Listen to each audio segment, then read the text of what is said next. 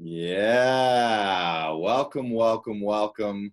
We are live. This is Lunch with Looney and Lars. This is episode 4, my third guest. We are going to have an amazing time today. I'm super pumped.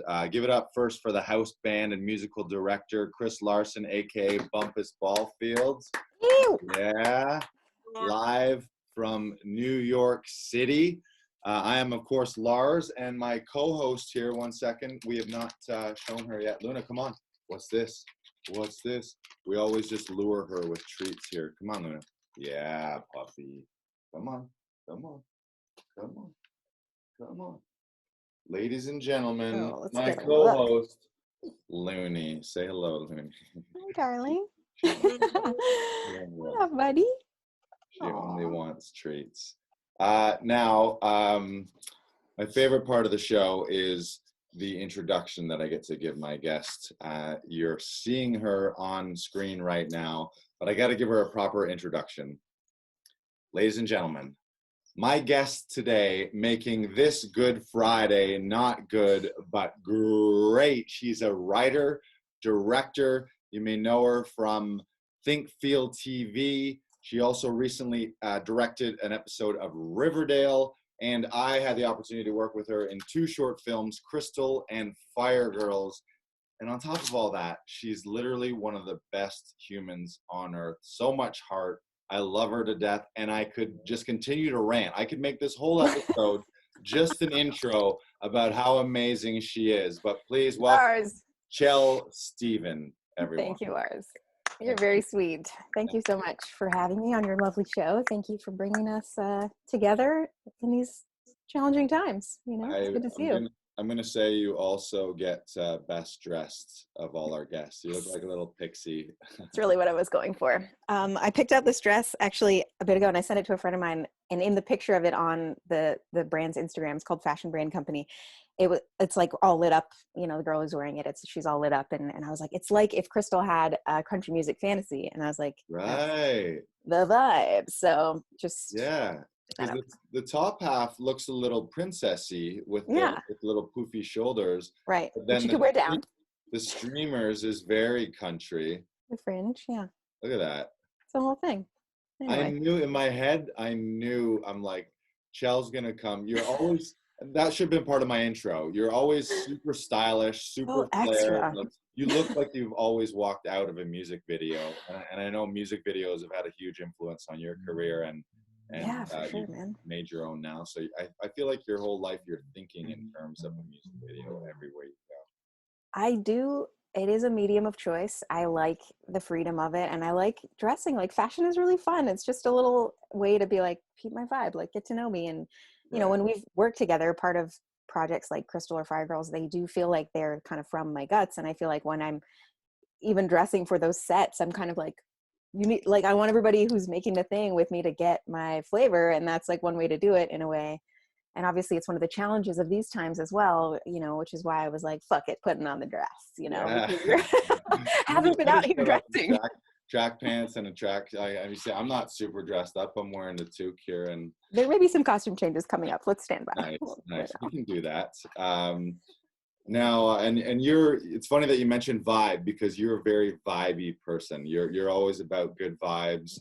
Every time I've worked with you, you always have this energy about you. You're actually I find for a director, you're the perfect balance between professionalism and business, but then you're also like half cheerleader and everyone's captain. You're kind of rooting for everyone. Nobody wants to let you down because they love you so much. So versus someone who's just strictly cracking the whip I don't know how you do that or where that comes from, but kudos to you for bringing that energy everywhere you go.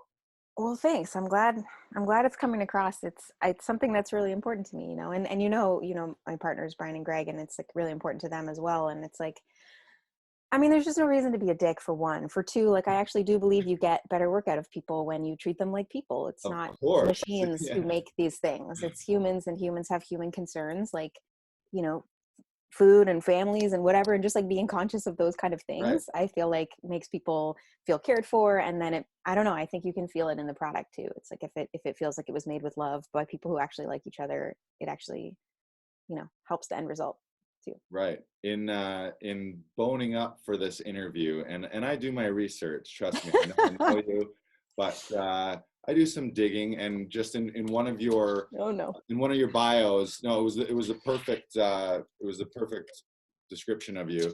It said, raised in Toronto on a healthy dose of music videos, X-Files, and teen dance movies, and we'll get to some of that later. But then it describes your work featuring camp visuals, a dash of the surreal, and an earnest beating heart at the center. Chell's wheelhouse. So I believe that heart is a big part of you. So thank you for bringing that heart to the show today. I got some questions for you though, and the first question. This is one of the most important questions. WFL. What's for lunch? Okay. Got it. So it's a little bit breakfasty out here. It is Fine. just 11 in LA. And I feel really disgusting about this, to be honest. I'm actually, because like, why is yogurt like gross? It's good for you, but for some reason it just makes me feel disgusting to say that I'm actually eating it. But I am. I have yogurt with blueberries and chia seeds in it. So I look forward to having those in my teeth later too. Very healthy. And then I'm having a coffee here. And yeah, I was just still sleeping, but I guess we have like a late lunch, right? I get up early, I do my breakfast stuff and my writing and whatever, and then we'll do like a real lunch later. But what are you having? I am having, this is a huge treat. I had a hunch when I started this show. Part of the reason I started it was I felt that I could get a lunch sponsor eventually, like a restaurant, especially now because people are only doing Uber Eats and takeout. So today I got a message in my inbox from one of my other favorite humans of all time, Camille Blot, and she said, "Don't make lunch today."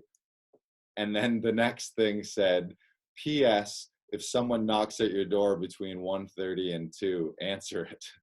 And so I did, and a guy in like a full hazmat suit, gloves, mask, everything, like he was delivering like nuclear waste to me, delivered this delicious dragon roll sushi tray right Amazing. here. So I'm eating sushi. I got a little miso soup. And That's very sweet. What a nice friend. And a little mini salad. Yeah, so it's true what they say. If you build it, lunch will come. Oh, love it. Chris, what about you? Musical director from New York. We should see what's up over with Chris here. You can see him. Corn muffins, blackberries, bananas, and apple juice. Do you eat a corn muffin a day? Pretty much, yeah. That's what they say, right? A corn muffin a day keeps COVID away. Hey, it kept Pop alive until he was 98 years old or 95. So right. And in a deli, I just find like I just need something to go with coffee, and if I'm consistent, I always get what I want. You know, if you walk into a crowded deli in New York and ask for a customized egg sandwich, you're never going to get it right. But if you just go in and say bacon, egg, cheese, they hear that anyway. So you might as well just go with it. So that's a classic. I love it. When they see, it's kind of interesting in my deli. When I go in, I walk in, they hold up 2 coffee cups and I acknowledge it. The guy down the lunch counter puts butter in a cup, throws it to the guy at the register. He puts it in the bag. So they have my whole routine down when I go in, So. Wow. Yeah. You walk in the door and it starts like a domino effect of butter and coffee and eggs and. Yeah. So, and it's consistent. Like I never go, oh, they fucked it up. Occasionally they fuck it up and they grab the wrong muffin, but. We've got a New York connection. I knew that you guys would get along because Chell lived in Brooklyn. How long did you live in Brooklyn, Chell? Almost 8 years. 8 years. Brooklyn known as a real artsy, artist, creative kind of hub. And Chris, you used to live in Brooklyn as well, right? Off and on in bits. I lived in Queens for a period of time, more than I lived in Brooklyn. Brooklyn, Jamie lived in Brooklyn, so for a little while I was out in Maspeth. But I used to live on Maspeth. It's not exactly the same, but it's not Maspeth, New York, but on Maspeth. Was it street or avenue? I can't remember. But I feel you, and I'm all about the bodega sandwiches. It's literally, I don't eat meat, so I don't do the bacon, but I'll do egg, cheese, and tomato. And on a classic roll, it's like you cannot beat the price. It's absolutely always there, 24 hours a day. I fucking love bodegas, and I love New York. No, I mean the deli by me has saved my life for 35 years. I mean, it's there That for was 9. my, yeah, that was like my most consistent relationship when I lived in New York. Those guys, it was just like my guys. Like I had other people come and go, but I saw those guys every day. Those reliable deli guys. Yeah. All right, I'm gonna put Luna down for a second. Next segment. This is kind of one of the segments we kick off the lunch with. Is we just eat for a little bit, and Chris plays background music so that we can get a few bites in. Okay. So, usually in film and TV, eating is not attractive, but I'm choosing to break that rule. I think Cool. art and creative, sometimes you follow rules, sometimes you break them. So what do you got queued up for us, Chris? I think I'll do a little weird Al Yankovic's "Eat It" today. So. Eat it. Okay. And then you and us, you enjoy your yogurt, and I'll enjoy my sushi. You can pop out a little bit, and that's about it. Yeah. Okay.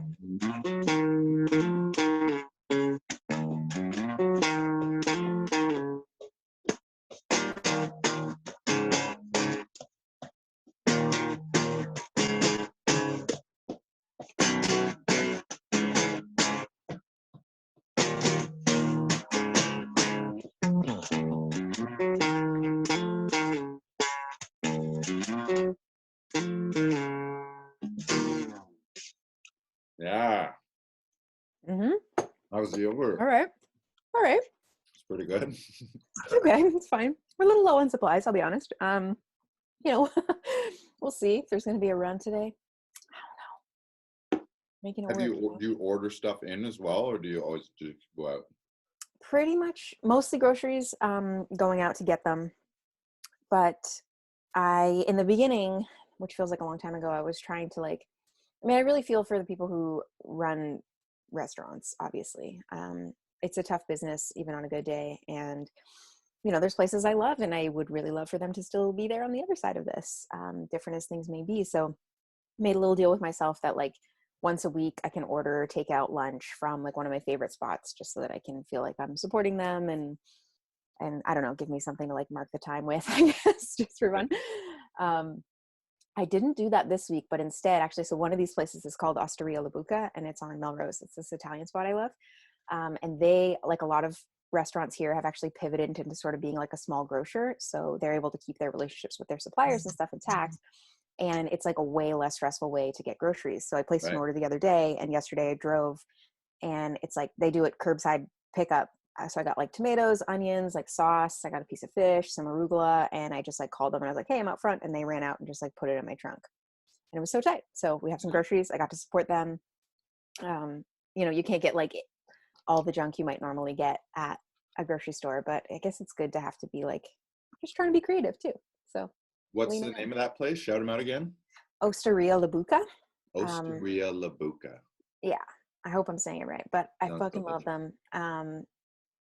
Big fan. We go there for my birthday pretty much every year for dinner. It's my spot.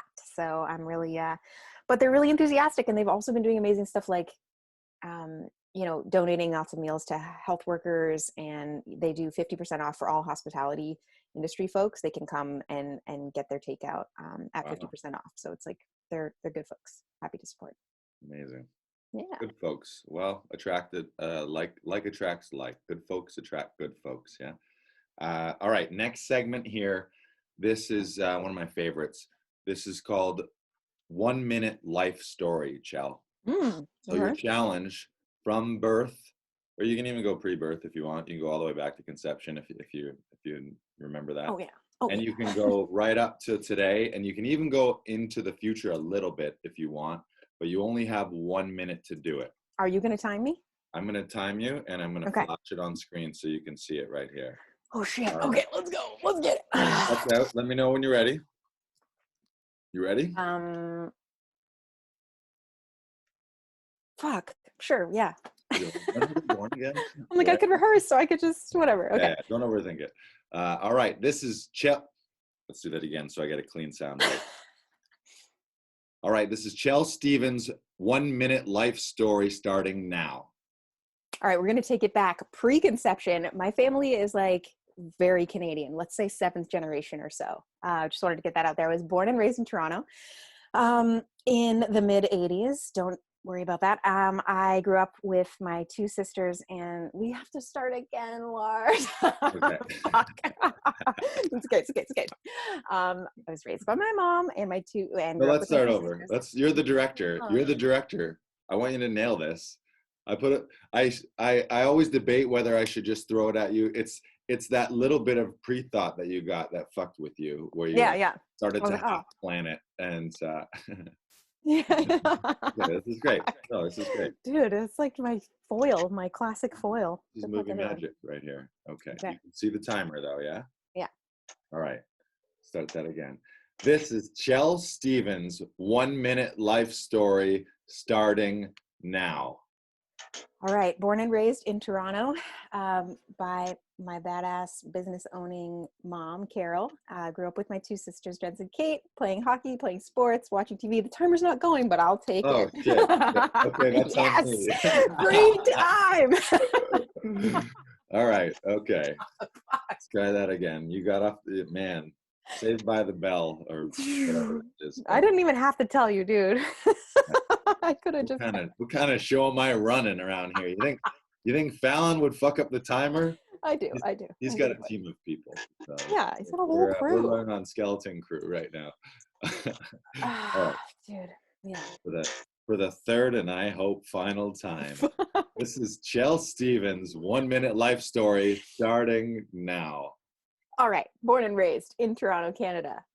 Grew up with my mom and my two sisters playing hockey and all kinds of sports. I remember vividly where I was when Joe Carter hit that grand slam. So if that tells you anything about my life, that's part of it. I went to college in Maine and grad school in Syracuse. Then I studied production there. I moved to New York. I was working at a TV production company as a predator, but I was also directing music videos on the side, working with my team, who would become my chosen family, Think Feel. Made a bunch of short films, moved to LA in 2014. We've been out here doing lots of branded content, all kinds of things. Bunch of music videos. I love to do that. My husband's a musician. Music is a super important part of my life. So yeah, music videos are still my bad boyfriend. They treat me terribly and I can't stay away. I did an episode of Riverdale recently, which was a true delight. And I've been writing a show for the last bunch of years and hoping to take it out to pitch soon. And we're almost out. Yeah. Boom. That was Chell Stevens' 1 minute life story. And Chris, you can attest to this. That might have been the best executed 1 minute life story. That you might have the best one so far, Chell. Well, I got 3 shots. Lucky me. Thanks. It had good flow. It's hard to know because, like, honestly, I'm a person who, like, really, probably to my detriment or TBD, like, defines so much of myself based on my professional accomplishments in life. And like with a minute, I was kind of like, oh man, like how do you hit all that stuff? Like normally I'm used to doing the bio more related to professional, and like to get into the other stuff is like, I don't know, like Right. So anyway, that was like a professional bio. Like one imagines I have other things in my life than work, but Right. maybe not. No, that was great. That was great. So I want to move on to Crystal and Fire Girls. So that's actually how we met. When we have a guest. This is very interesting. We have Reese Presley who's about to pop in. Let's let Reese on the call before I ask that question. I'll hold it. Reese Presley, are you in the house? Oh, he's not on video. He's just gonna listen. Okay, great. Welcome. This is a shout out. Reese Presley's a fantastic actor. Say hi to Chell. Hello. Hey, homie, how are you? I'm good. How are you? We just got Zoom bombed by Reese Presley mid lunch. Very intense. You gonna join us for some lunch? I would love to. All right. What are you having for lunch? We just ate eggs with spinach and a smoothie. Wow, healthy. What am I gonna have for lunch right now? I don't know. Probably leftovers. All right. Well, welcome. Second lunch. You came in at a good time because I was just about to ask Chell, and we're just about to talk about Crystal and Fire Girls. So I met Chell on a short film that I was cast in called Crystal, where I was playing, I guess, the male lead or opposite the female lead, Crystal. And interestingly enough, that was at the time, that was the first dramatic thing I'd ever done. Up until that point, I'd only done stand-up and crazy wild sketch comedy. So I felt really insecure about having to just be a normal person on camera during that. We can talk, we save that for my therapist or another interview. I want to be your therapist. Let's do it. But Crystal, and then later Fire Girls, who Reese Presley, you came in at the perfect time because you and I played, I don't even know, Barry and Gary. I guess we were the bad guys. Is that what you would call us in that film? I don't know, man. I guess that would be the straight answer, but to me, like, what it's sort of about is that, like, I don't know, like, good and bad is all mixed up. Like, there's sort of, this is getting too deep, but there's some commonalities between, like, Reese's character and the Queen, played by Kamara, in that, like, but like in this kind of world we live in where everybody feels like they're correct, and often you actually do have a lot more in common with your, like, perceived enemies than you would think. So I guess, like, to me, the lead, to Baby Girl, played by Gabby, who is amazing, they are bad guys. They're scary, but, like, they're also just, like, guys, and, like, I don't know, is it society's fault? Oh, maybe. Like, I don't know. You know? Right. I do know because I'm the one who knows, but also Right. no. So those you're an award-winning writer and director. I think known for a lot of won awards. You have laurels. You're around. Okay. And but both Crystal had a scene where you lit up an entire hill full of fire. Fire Girls, in the name, is fire, and you had an amazing scene in that was fire. What's your deal with fire, Chell? Are you a little pyro? I did not, almost nobody knows this, but when I was in kindergarten or maybe even Montessori, I did get extremely busted for bringing matches to school. So apparently, yes, but, like, I truly hate getting in trouble and, like, need the attention and validation of authority figures. So as soon as I got in trouble, I was like, shut that down. But point is, yes, I guess I have been into fire. No, but realistically, the connection there is that, like, with indie filmmaking, the vibe is obviously use what you have, right? Like, there's a way to try to get what you need or make something special by thinking about what you have and how you can, leverage that. So we have some good buddies from Griffin, where we shot both those films, who work in special effects in Toronto. So when we were up there in pre-pro for Crystal, that there was always going to be that fantasy scene in the quarry, but it wasn't always going to have fire. But at the time, my buddy Jan up there was telling us about this this flame paste he had developed, and he was Flame like, paste. yeah. So he I was like, remember they used to always use this, like, super toxic stuff. It hadn't been changed since, like, the 60s. Every time they do it, they'd have to, like, clear out the whole studio where they were shooting because it was, like, really toxic to burn it, blah, blah, blah. So he had come up with this non-toxic version of that, and he was like, we can light anything on fire. We were sitting around a campfire one night in, like, the weeks leading up to Crystal, and he was like, we were just talking about anything you could light on fire, this, that, blah, blah, blah. Might want a great conversation. But the next day I was like, oh, cool, it would be dope if we, like, what if we wrote Crystal in fire, and that was, like, became part of the thing. Like, literally that idea came from that conversation. And then from there I was kind of like literally Fire Girls came from that as well, because we were just like, well, that's sort of the point of it. I was just like, I just want to light a bunch of stuff on fire and, like, think of anything. And that's how I was trying to pitch it to them too. I'm like, what's something you've always wanted to light on fire? Like, should we do this? Yeah, in Fire Girls, wasn't there instruments on fires? And you have a trumpet or a sax and the drums, and you lit them all on fire while they were playing. Yeah, thank God no one was hurt. Thank God. Right. It was pretty scary, to be honest, but we had very brave participants, and Ben and Jordan doing some excellent safe fire wrangling that, luckily the stuff does only have, like, a 15-second burn, I think. So it's like, that's still long enough to do some danger, but kind of keeps things maybe a little more reasonable than if we're just, like, willy-nilly. For the kids at home, don't just go lighting shit on fire. They're professionals. These are professional pyromaniacs here. Dream high. You can be anything you want to be. How great is it to have friends that are professional fire guys? That's amazing. No, it's dope. It's so good. I'm so proud of them. They do amazing work, and I don't know. I'm honored. I feel like I know a lot of really great people. That's, like, one of my favorite parts about life. Like, people are doing awesome stuff all the time. I get to be really excited and proud of my friends all the time, and lucky me. Speaking of some of those awesome friends and creative people doing amazing things, you're part of a collective, Think Feel TV. Tell us about when that started. How did that originally come about? with Brian and Greg. Yeah. Yeah. So think feel is, yeah, we're like a flexible thing. But that was a great start. Anyway, let me take it from the top. Okay. So this is like 2008. We did our first project together. Fall of 2008, we did a music video for a band called the Gay Blades. So Sam Winter, who you also know, he and I went to grad school together at Syracuse. So we moved to New York after that. And at the same time, his buddy from undergrad, Brian, had just returned from Burma, where he was making documentaries, and he was about to start at Columbia Film School. So like right away, I met Brian. I didn't even have any furniture in my apartment. And him and his sister had these backpacks on. They had literally just come from Burma. And it was like, well, we're all sleeping on the floor at my house. You might as well sleep on the floor at our house too. There's nothing but floor space. So met Brian right away. We had dinner. He stayed at my place.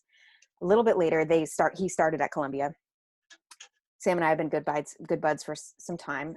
We started working on this music video for some friends of ours, the Gay Blades.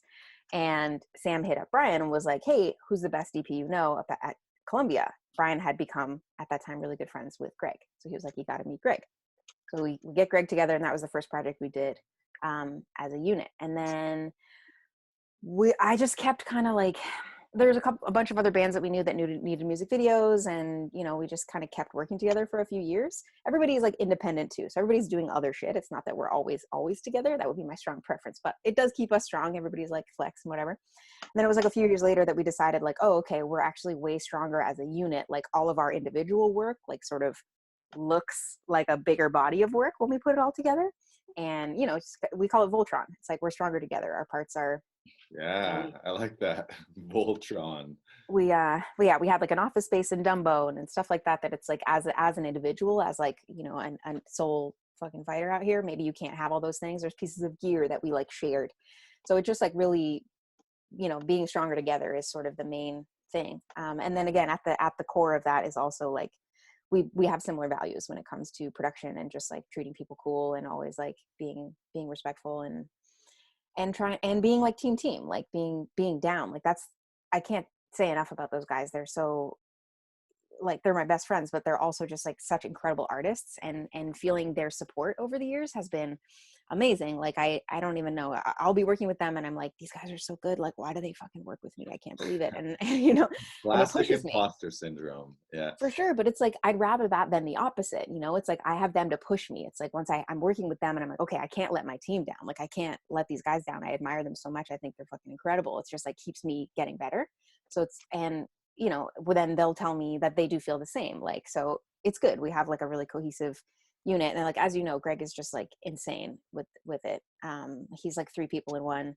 He shot the films that we all worked on together. And like, I really wouldn't have any of the opportunities I'm having now had he not taken the chances that he has to just like have fun and make those things with me. So those guys I can attest to that. Reese, I'm sure you can too. Like every crew that you work with is a finely oiled machine, super creative, the nicest people too, like always really good humans and fun to work. Like it's always really fun, but the work ethic is also ridiculous. Like on any of those sets, it was dusk till dawn, or on Fire Girls, it was the opposite, or it was dusk till dawn, and you know what I mean. Like either we were using all of daylight or we were trying to avoid all of sunlight, one or the other, and everyone was just going nonstop. It was amazing to work with you guys too. So yeah, shout out to Think Feel. And it was really great, really, really great experience. And the collaboration, by the way, was a lot of fun to be welcomed into the fold. Lars as well, like welcoming in, being like, you got to wait till you see this team. And then I get there on set, and from the moment I walked in, went into the place, the house that was there at the lake, I instantly felt like, oh man, this is going to be a place to play. And these people are really, they know what they're doing. It was a lot of fun. It really was. Yeah. So, and we should mention that too, for anyone listening who didn't know that.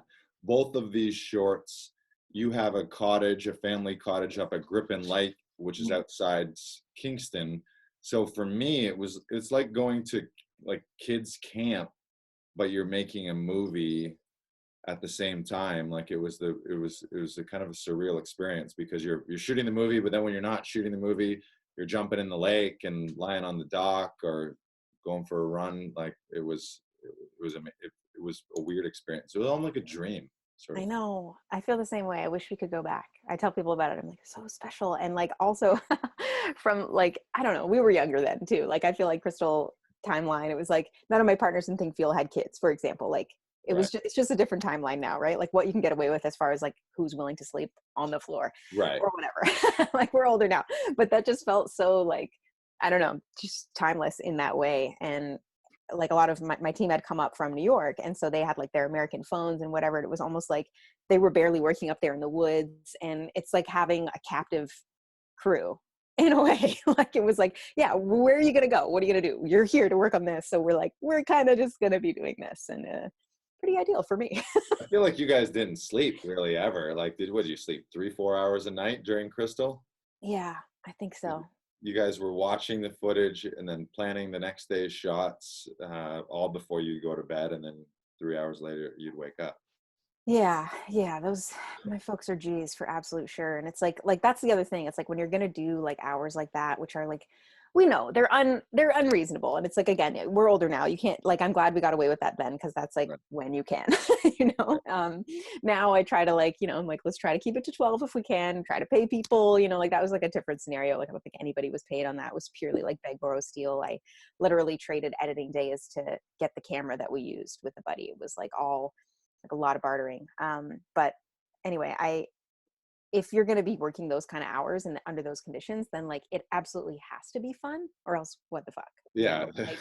You know, like, we were laughing the whole time because, I mean, one, I think you should be laughing all the time. Production is actually the funniest thing of all time. Like it's so absurd. I love it. Like I would die for it. It's everything. It means everything to me. But it's also just like patently absurd. And you have to like keep that flavor. I think like freaking out is not going to actually get anything. Turning into a tyrant, it's not my favorite leadership style. Although I think now you might be good at it. You should play a villain sometime. Maybe just turn you. I'd like to flex. Fuck it. Yeah, you can do it. You should. You had that moment in Fire Girls where you were a little intimidating, so maybe expand on that. That was such a crazy night, my dudes. Oh my god, that the whole thing is a blur. Oh god. You recently, I'm sure this has been a career highlight for you. You recently directed an episode of Riverdale, which I was thinking of that. What a weird thing. Did you read the cartoons as a kid? Or you're aware of them, obviously? For sure, yeah. So you grew up as a kid watching and reading this cartoon, and then you grow up to be an adult, and then you direct real people playing cartoon characters. What a mindfuck that is. I guess so. I wasn't really thinking about it in that precise way. I was, because there's like a few late levels of mindfuck, and like, to me it was like, yeah, I mean, there were moments where there were a lot of moments where it was just like I was working so hard, it was really crazy. I was just trying to do a great job and keep everything focused, where I like was more in my head than my body, if we're honest. But every now and again I would catch a moment where I'd be like, yo, this is fucking nuts. You know, like, and just try to be like, I watched this show. Like I do watch this show. Right. And I'm here directing it. Like, this is insane. Do you want to speak to how that came about, the process? I know you did the Warner Brothers directing workshop. Yeah. So shouts out to WB Directors Workshop. Rebecca and Ellie are amazing. They run that program. And I'd actually applied to it a few years before and didn't get in. So keep applying for stuff, kids. They actually, I'm not trying to blow up their spot or anything, but they actually never got back to me at all. They didn't even write to say no or whatever. So I was like, rage. A few years later, I was like being angry about something else.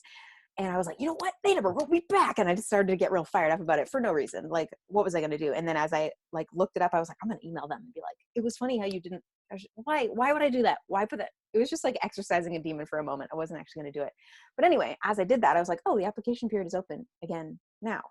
I guess I'll just reapply instead. So that's what I did. And this time I got in. So cool.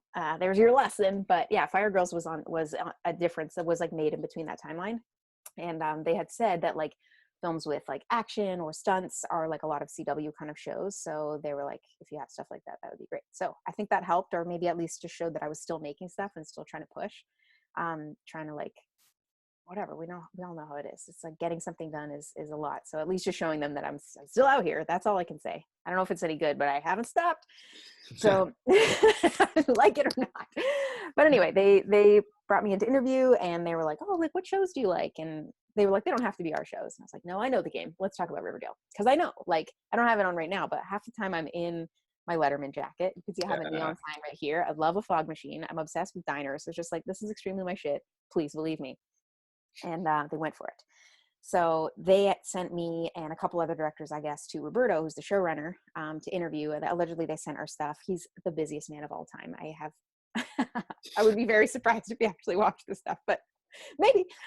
Anyway, I did go in an interview with him and I said kind of the same thing to him and some of the stuff I've said to you, which is basically like, you know, collaboration is really important to me. And I I love the tone of Riverdale. And I just kind of like really pitched myself as like my indie background being helpful because episodic directing is really wild and just like not enough money or time, which is sort of exactly the world that I've come from as well. And lucky me, he went for it. And I left one of those meetings actually thinking that I should have said another show because I was like, fuck, Riverdale's objectively the best one. I totally played myself. Everybody's going to say Riverdale. And, you know, it turns out, yeah, shoot for the moon and whatever. Cause yeah, like I said it and somehow I got it. And I still feel like just insanely fortunate for that. Cause I really do think it's a really fun show. Great crew. The cast is incredible. Really, really talented people working on there. So I was super honored for that to be my first TV show. And that must be very different because you've directed a lot of things and a lot of projects that you've written and created from conception to final product. So what was it like to walk into a machine that's already running, it already exists, all the other pieces are in place, and then you have to walk on set as the director and run it for the day? It must be a totally different experience than working with all your family and friends on something that you've created from the get-go. It super is. I am used to, like, I have a lot of on-set experience, but they're like my sets, for lack of a better word, you know, shared with my team, of course, but it's like, we set the tone and this is definitely not that. And in which is fine and good. Like there's benefits to that, which is that like, I know everybody's being compensated appropriately there. I love that for them, you know, like, I'm like, this is dope. And on the other hand, it's like, we don't have to be doing every job like we have on my other sets. It's like, everybody has their responsibilities. It's nice. They can just focus on that. Like, that's excellent. TV directing is interesting because it is definitely a lot about showing respect for the fact that it is their set. You know, it's like, somebody put it to me, one of my teachers, that it's like, you wouldn't like come to somebody's house and like for dinner and start rearranging the furniture. It's just like not the vibe, you know? So this lovely crew, they're there 10 months of the year. I'm here for a couple weeks. So I'm just going to like keep a great attitude, try to keep it as collaborative as possible, show respect to everybody. But if you come in being like swinging your gigantic dick around and being like, it's going to be like this, like, it's not going to help. It's not going to get you what you want. And it's not really the vibe. Like, I think bringing some fresh energy is actually a lot of what that opportunity is, because like I said, they are working together these long hours for many months at a time. And just like someone who's really psyched to come in and be like, all right, let's do it. Like, I think that's a lot of what the opportunity is there, to just like bring some enthusiasm and a different flavor of energy to help keep the crew like activated for those long times. Well, I'm sure they loved it, and I'm sure you'll be back. Has the episode aired yet? Is it out? Yeah, it aired in January, which was super tight. And I got really lucky. I got a great script by a man named Ted Sullivan. And he's an OG dude. Like, he's done Star Trek Discovery, Revenge. Like, he used to write soaps back in the day. Like, he's done a billion shows. So he was amazing. The like writer, as you've heard, like TV is a writer's medium, right? Like, it's like he's in the room. He reports directly to the showrunner. Like, him making sure that things are consistent episode to episode is a lot of like what's going on, or that the character arcs are maintained, whatever. Whereas like I'm really more of a guest, but regardless, our relationship is very collaborative. So it's like he's on set there the whole time. So he was an amazing partner to be with for that, because he just like has so much experience. And the point is, I had been previously scheduled to do another episode in the summer, and then some stuff in my family happened and I wasn't able to do that. And I got this one. And even though all of that was very insane, I feel like once I saw the script for the episode I did end up getting, I was like, okay, like this was the one I was meant to have. Like, this is a really great script, really fun set pieces. It's called Quiz Show. They built this like TV station quiz show set custom for the episode. It was literally being broken down by the time I left. I was like, where is this going? Can I bring it home? What? Yeah, like, yeah, you got to bring it to your living room, like that's like what Kramer, I do. like Kramer in Seinfeld. Is that it? This sign was in like an Amber Rose piece that we did. And I actually, a year ago today, or 2 years ago, I actually just posted about it on Instagram. But yeah, that's the hot tip, kids. Write it into your creative so you can take it home. Right.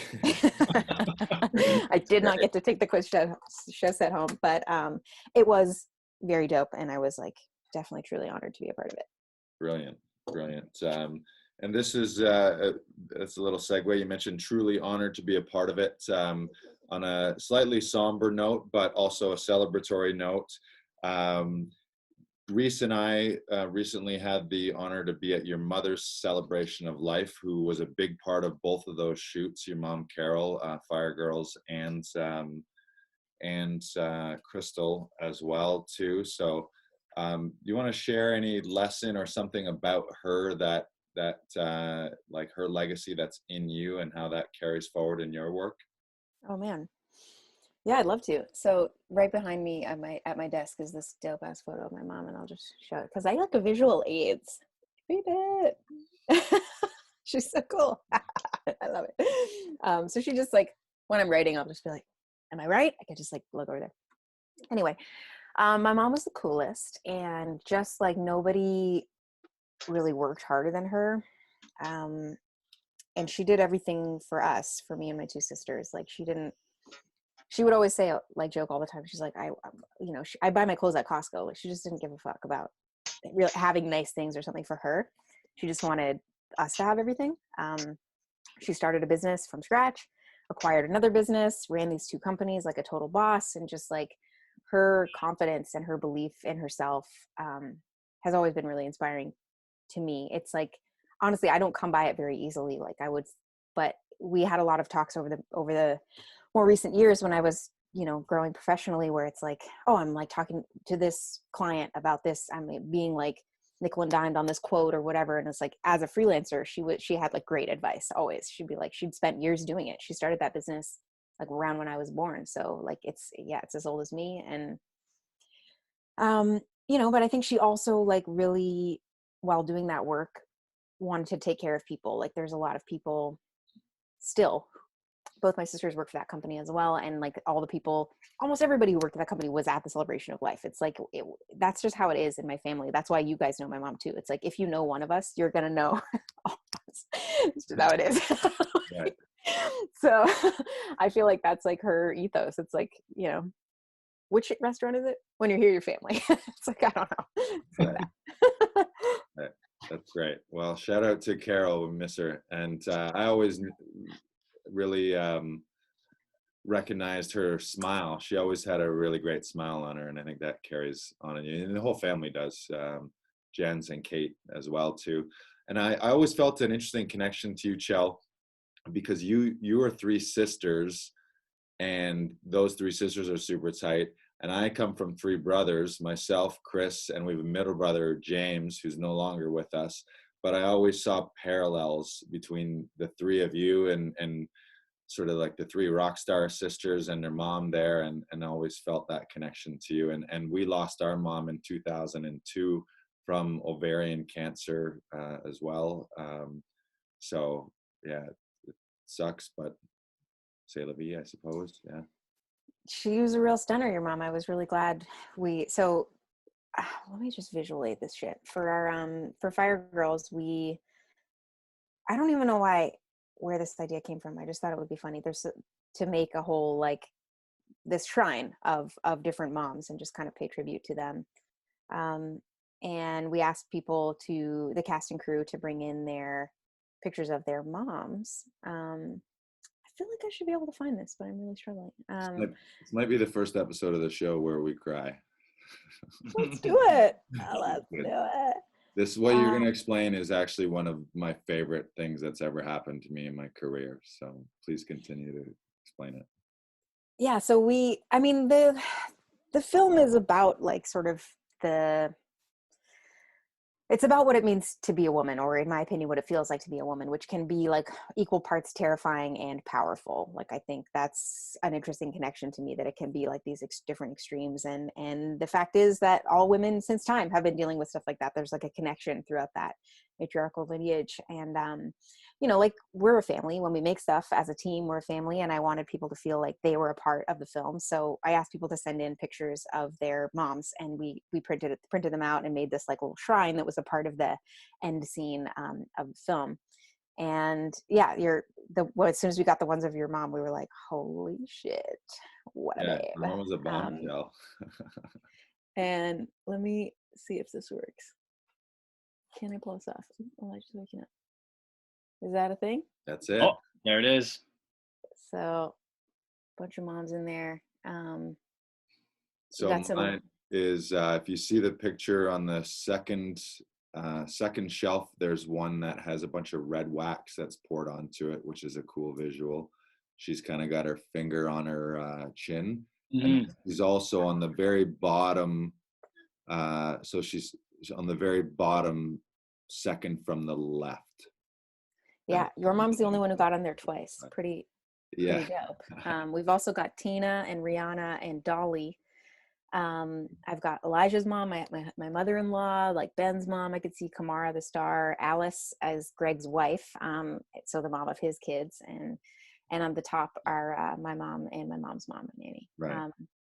But that was yeah, I'm so glad we did that. It's like some of this, man, indie filmmaking is so bizarre, but it's like I was telling you about the idea with the fire for Crystal. It's like, okay, we had this idea, cool, let's run with it, whatever. And it kind of like comes together really quickly. And there's a lot about just like trusting your gut. And for some reason, I don't know, like, to be perfectly frank, that it was like a month after we shot this that my mom found out that she was sick. And we obviously didn't know that was happening. And I had already decided that we were going to dedicate this film to all of our moms and like had this shrine and stuff. And I was like, I don't know, you just like really, for some reason, you need to follow your gut. We did that, and you know, it turns out that like the tumor and whatever was like there. Like, I think about weird stuff like that. Like, I'm like, It was there, like an intruder. We did not invite you to set, and yet there you were. Like, what the fuck? But anyway, pardon me. I always laugh at the dark stuff. Like we were talking about before we started. The dark is. Yeah, that was an amazing night for me, because for anyone who's listening, watching, I started stand-up and all of my showbiz career later in my life. I was 31, and my mom died when our mom died when I was 23. So she never saw me do any of this. She never saw me on stage, never saw me do any TV film. And then there was moments that night where I was like a little like overwhelmed with like good feelings and good vibe, but just where I had to like take a second and be like, wow, this is like really cool, because I'm in a movie with my mom, like technically co-starring. Like I don't know. I mean, she's not there live, but it was a really special moment for me to share the screen with her and have her in something that I was in. So thank you for that opportunity. My pleasure. Yeah, it's like I said, it's weird. It's like I didn't obviously intend for, you know, to make that be a thing, but it's just like trying to trust your instincts, and there's a reason why that felt right, and then it was. So that's kind of the lesson for me. It's just go with the gut, you know. Right. All right, I'm going to switch gears a little bit here, and we're going to go from some serious real talk to some weird stuff. This is the rapid fire round. I have a bunch of random questions here that normally I save to the end, and if we don't get to them, we don't get to them, or we do them in rapid fire round. So okay, I'll give you and if I mean, they don't have to be like one word answers, but we're going to try and get through as many of these in a short amount of time. Okay. Okay, you ready? Here we Yes. go. Your weirdest habit or ritual? I don't know, man. What's weird? I don't know what weird is. I probably do a lot of weird things. All I can think of right now is that I like to like dance alone in my room at night, but that's not that weird. That's not that weird. It's not weird at all. You're not that weird. Okay. No. Come on. Fuck. Let me keep thinking though. A book that you read when you were young that made you want to write. Wayside Stories from Sideways School, or Sideways Stories from Wayside School. You know the one. You know the one. I don't, but we'll look it up. Wayside School. There's a bunch of them, but the Sideways Stories. It's so good. Louis Sachar, I think. Louis Sachar. Yeah. Most overrated food.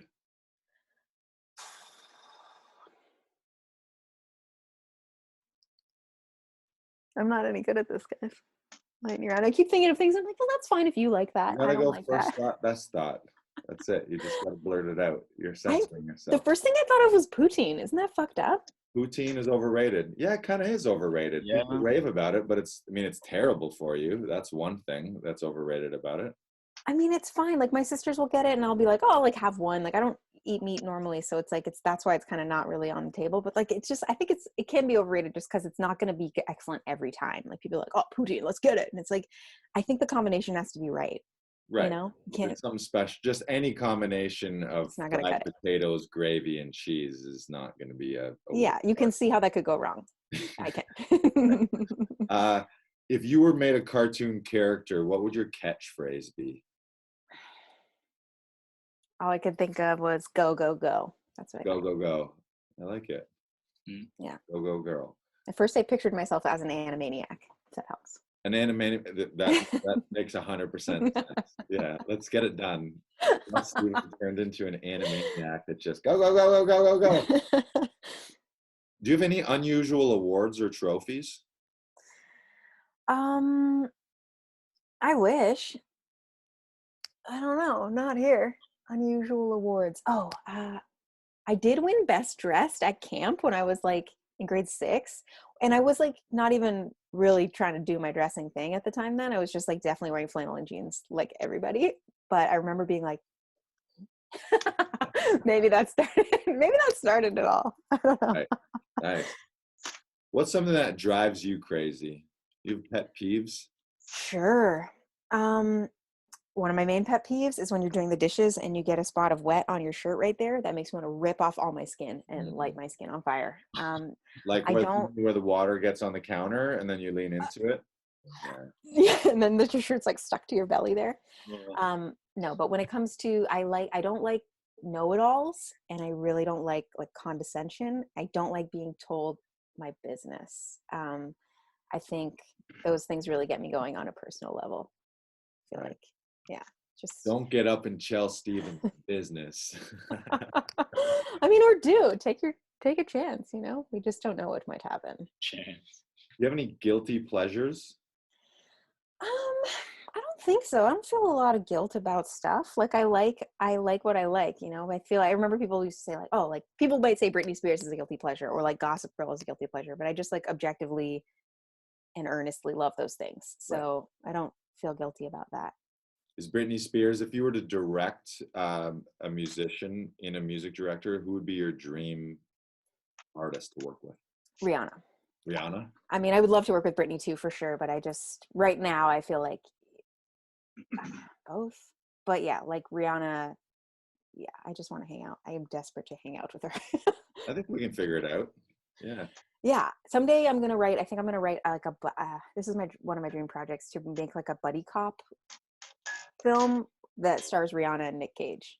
It's my dream project. That makes sense. Do you have a name for it? Do you have a working title? Not yet. Do you? You have one for me? No, I'll have to think of it. It's all right. No, I'm not good at this either. Sorry, it's contagious. No. Do you have any embarrassing moments? Oh my God, my whole fucking life is an What's your most embarrassing public moment?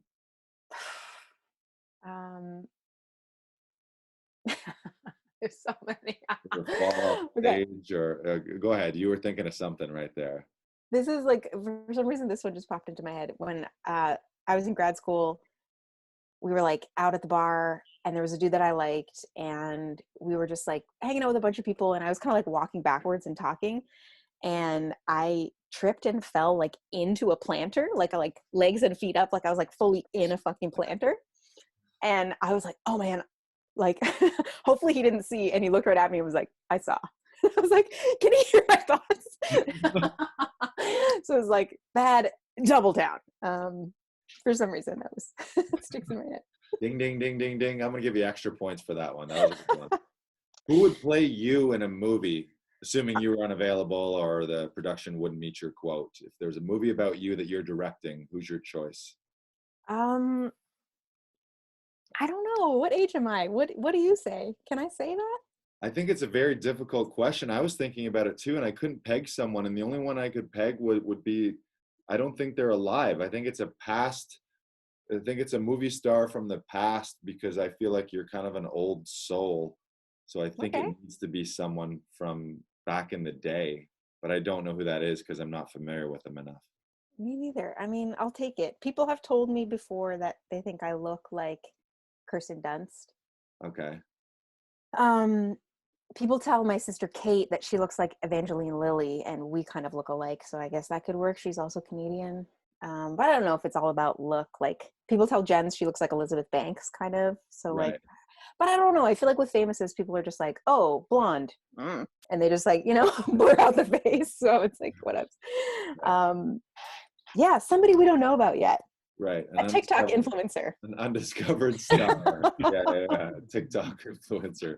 That's probably, like, from a marketing standpoint, that's probably your smartest bet as a producer. Built-in audience. Yeah, built-in audience. Totally.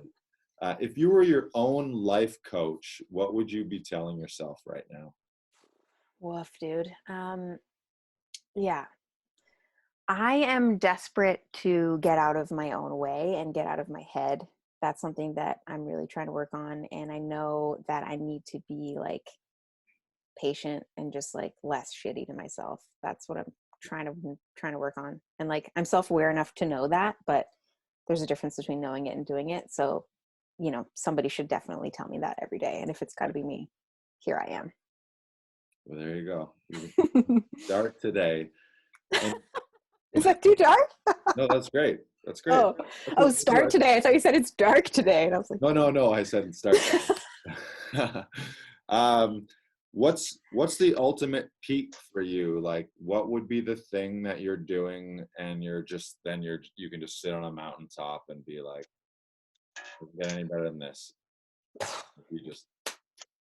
it is. yeah, that's a good question. I'm going to take my time and costume change so I can buy a little more time as we do You this. promised at least one costume change, so please do it. It's going to be worth it. Musical interlude for the, there we go. We'll take you up for the ball game. Yeah. All right.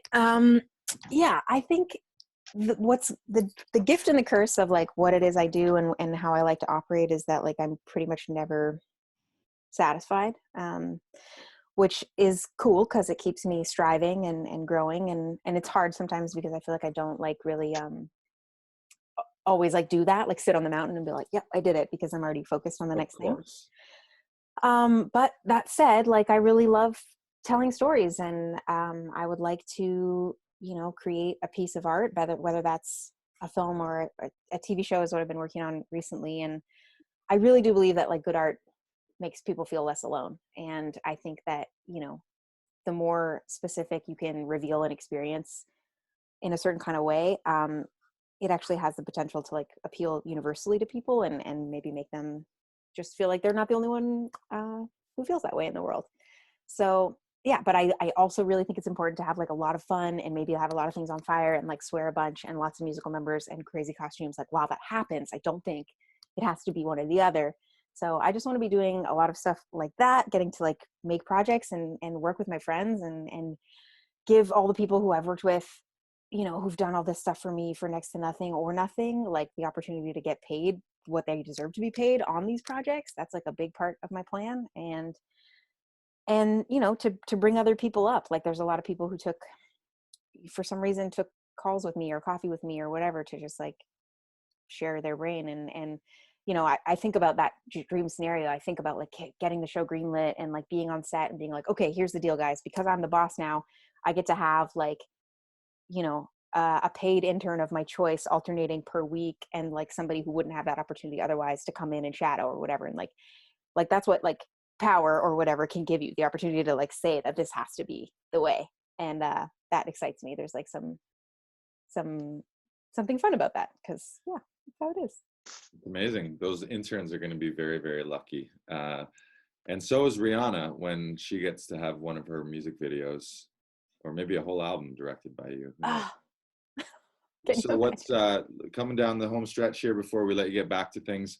What's next for you immediately? Like, what are you doing for the rest of the day, upcoming next few days? And then what's the main thing that you're working on when you're back? Is it the show or what's next on the plate? So today, but it's the same. Today I'm working on the show. I am rewriting the pilot. I'm on about draft 20 or something. I can't bring myself to count. That's how you know So it's gonna be good. 20 drafts. one hopes. Yeah. I'm like, I don't even know what I'm looking at anymore. I'm like, force crease. Fuck it. Just kidding. It's going great. Hi to my manager. It's fine. Yeah, so I'm going to be working on that, and that's something that, you know, I have a great team behind me that I'm collaborating on that with, and hopefully we'll be, you know, doing a Zoom pitch of it at some point soon. I was booked to be coming back to Toronto to direct on a TV show there this month. Obviously that's not happening. So just kind of waiting to see, like, everybody, where the chips are going to fall on the other side of this. Hopefully once they get activated again, I get some dates for that. And then I get to come home for a little bit. That would be part of the plan. Awesome. We'll make sure when you do that, you hit us up here at Laughing Vikings, and we'll do lunch in real life. Yeah, that sounds good. Yeah. I feel so. Yeah, thank you for having me on. I'm sorry. I know this is like, you prepared your questions, but I also just feel like I just talked the whole time, and now I'm so Oh, embarrassed. this is great. This is the point. The point was to flush all this out. So the final question is, how was your lunch?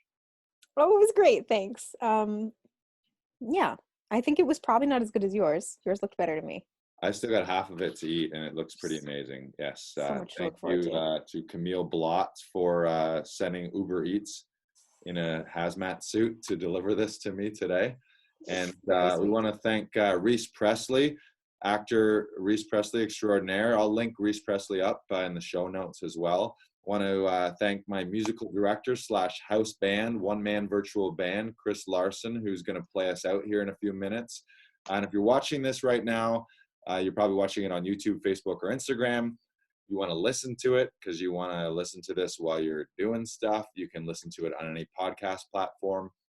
And if you're a supporter of the show and you want to help us turn delusions into reality, you can check out our patronage hub at patreon.com/laughingvikings. You can become a member, access a bunch of cool behind the scenes things. And if you're a business owner and you want to develop a little partnership with us, you can even sponsor one of the shows. All those details are at patreon.com. And all right, I think everyone just enjoys the last little bit of their lunch. Be sure to hit up Chell Steven. We'll link her up. Best place to follow you is on Instagram, I'm sure, like the rest of us. Are you on TikTok yet? Mm-hmm. I feel I'm like just figuring it out, though. I feel like you're gonna kill it at TikTok. Oh yeah. We're trying. TikTok's your platform. All right, I'll figure it out. Nothing makes me feel older, but I'm working on it. I think you're gonna get it. All right. Thank you so much for being here, Chell. You're Thank the you. best. Thank you for having me. We love you. Thank you, Reese. Thank you, Chris. Thank you to all the listeners. And please play us out, Lunch with Looney and Lars.